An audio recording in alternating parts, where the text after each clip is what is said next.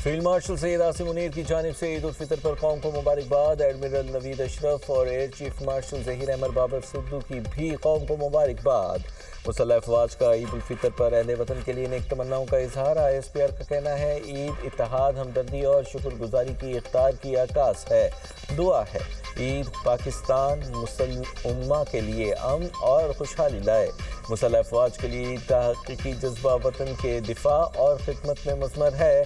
पाक फौज के जवान ईद पर भी वतन के दिफा में मसरूफ़ हैं। मुसल्लह अफवाज का मुल्क के बहादुर सिपाहियों को खिराज तहसीन, शहदा और गाजियों की कुर्बानियों को सलाम।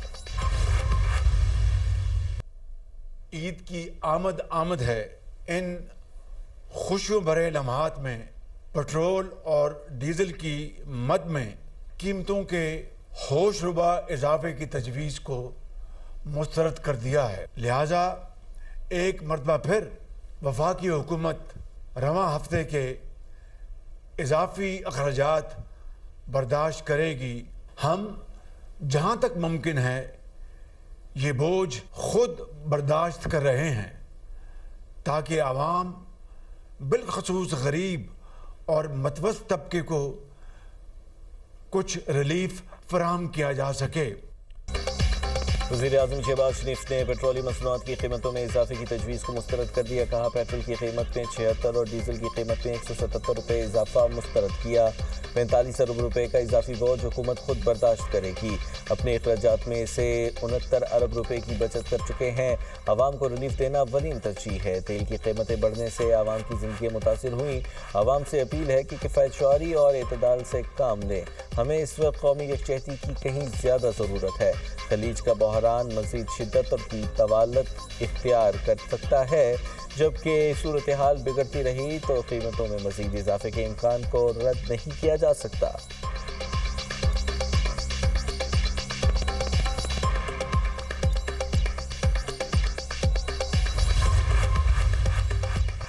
मट्टी के तेल की कीमत में होशरुबा इजाफा। मट्टी का तेल 70 रुपये 73 पैसे फ़ी लीटर महंगा। नई कीमत 428 रुपये 74 पैसे फ़ी लीटर हो गई। नई कीमतों का इतलाक आज से हो गया। ओगरा की जानिब से नई कीमतों का नोटिफिकेशन जारी कर दिया गया।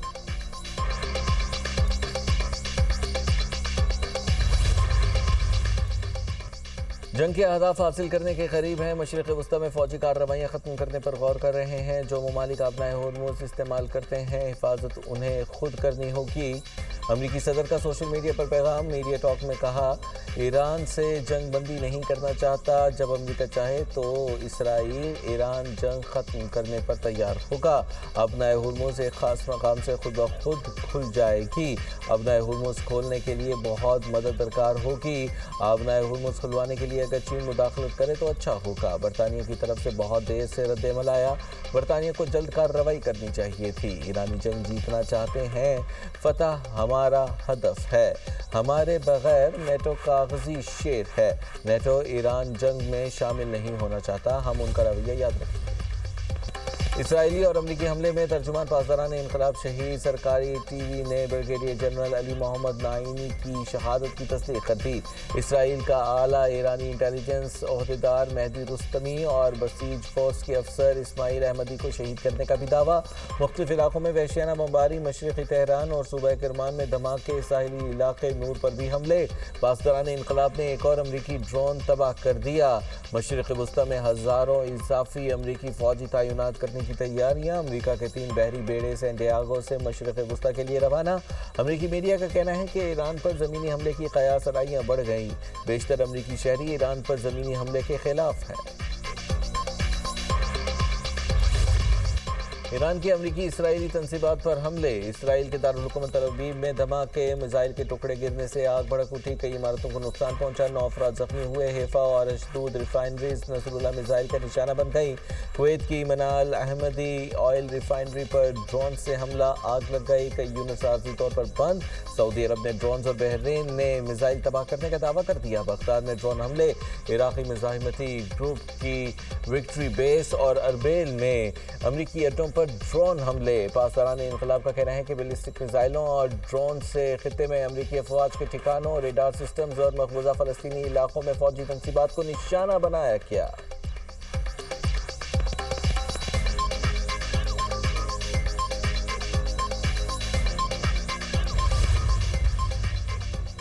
مشرق وسطی میں جاری جنگ، نیٹو نے عراق میں اپنا مشن مکمل طور پر یورپ منتقل کر دیا۔ غیر فوجی مشن کے آخری اہلکار بھی عراق سے نکل گئے۔ نیٹو کے مطابق یہ مشن بغداد کے گرین زون میں عراقی فوجی اڈے پر قائم تھا۔ امریکی سفارت خانے کے قریب اس فوجی اڈے کو متعدد بار نشانہ بنایا جا چکا ہے۔ یہ مشن اب اٹلی کے شہر نیپلز میں واقع اپنے علاقائی ہیڈ کوارٹر سے جاری رکھا جائے گا۔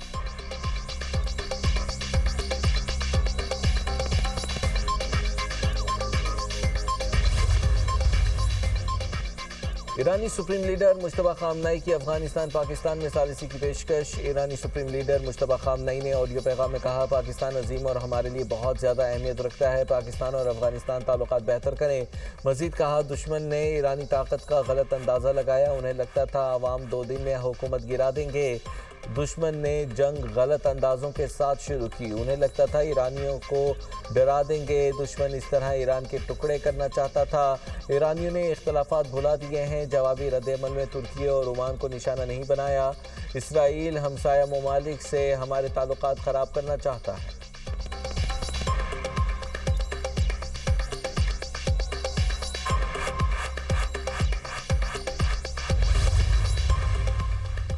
جوہری ہتھیار حاصل کرنے کی خواہش نہیں، ایران کے صدر مسعود پزشکیان کا نوروز پر پیغام۔ کہا، ہمسائے ممالک بھائی ہیں، ان کے ساتھ جنگ نہیں چاہتے۔ ہماری مشکلات دشمنوں کی مداخلت کا نتیجہ ہیں۔ ہم آپ کے ساتھ تمام اختلافات حل کرنے آئے ہیں۔ ایران نے خطے میں امن اور استحکام قائم کرنے کے لیے اسلامی ممالک پر مشتمل علاقائی سیکورٹی ڈھانچہ بنانے کی تجویز دی۔ خطے میں بیرونی طاقتوں کی موجودگی کی ضرورت نہیں ہے۔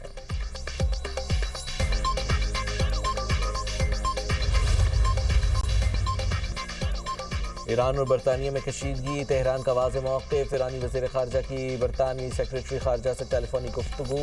عباس عراقچی نے کہا کہ امریکہ کو فوجی اڈے دینا جارحیت تصور ہوگا، ایسے ممالک کو جنگ کا حصہ سمجھا جائے گا۔ اگر برطانیہ امریکہ کو کسی بھی قسم کی مدد فراہم کرتا ہے تو اس سے صورتحال مزید کشیدہ ہوگی۔ برطانوی سیکریٹری خارجہ نے ایرانی رہنما کو برطانوی اڈوں پر حملوں کے حوالے سے خبردار کیا، ابنائے ہرمز کھلوانے کا مطالبہ بھی کیا اور واضح کیا کہ برطانیہ نے اپنے دفاعی آپریشنز خلیجی ممالک پر ایرانی جارحیت کے رد عمل میں شروع کیے ہیں۔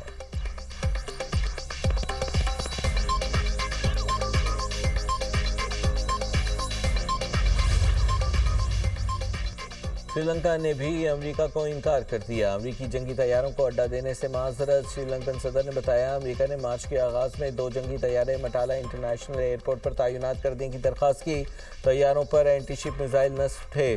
سری لنکا نے امریکی درخواست واضح طور پر مسترد کر دی ہے۔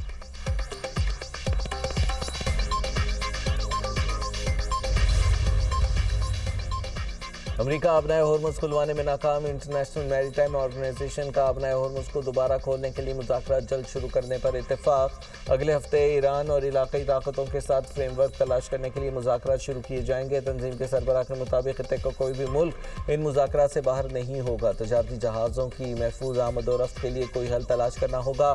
پورے خطے کو ایک ساتھ کام کرنے کی ضرورت ہے۔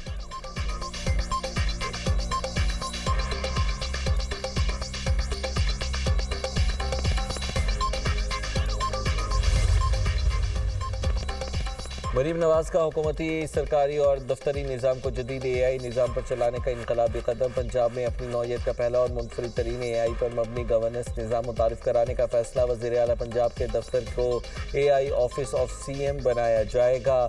مکمل طور پر اے آئی اور ٹیکنالوجی سے چلنے والا پاکستان کا پہلا دفتر ہوگا۔ وزیر اعلیٰ پنجاب نے پنجاب میں جدید اور منفرد ترین اے آئی ڈیلیوری یونٹ قائم کرنے کی منظوری دے دی۔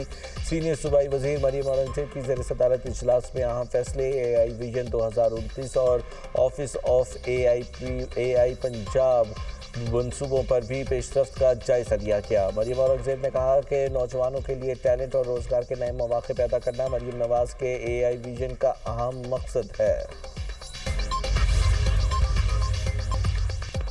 ٹی ٹی پی خوارج کا اصل چہرہ بے نقاب، بچوں کے ہاتھوں میں بندوق تھما دی۔ کمسن بچوں کو اسلحہ دینا بہادری نہیں، قوم کے مستقبل سے کھیلنے کی صفاق کوشش قرار۔ یہ معصوم ذہنوں کو شدت پسندی کی فیکٹری میں دھکیلنے کی سازش ہے۔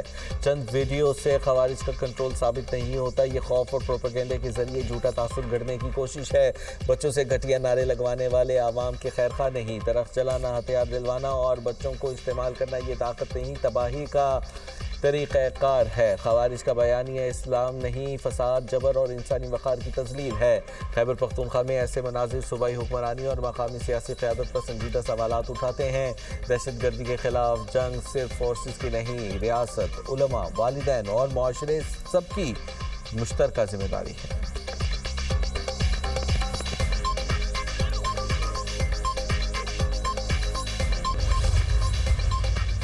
میدانی علاقوں میں بارش اور پہاڑوں پر برف باری کا الرٹ جاری۔ پنجاب، خیبر پختونخوا، بلوچستان میں بارش متوقع۔ آزاد کشمیر میں تیز ہوا اور گرج چمک کے ساتھ بارش کا امکان۔ گلگت بلتستان میں بھی بادل برسنے کی امید۔ سکردو، ہنزا، ستور، خزر، بیامیر، گھانچی اور شگر میں بارش اور برف باری کا امکان۔ سرگودا، بھلوال، ہری پور، سانگلا ہل اور پنڈی بھٹیا میں بادل برس پڑے۔ لاہور، مرید کے اور گجرانوالہ میں گرج چمک کے ساتھ بارش کے باعث موسم ٹھنڈا ہو گیا۔ محکمہ موسمیات نے آئندہ 24 گھنٹوں کے دوران مزید بارشوں کی پیشگوئی کر دی۔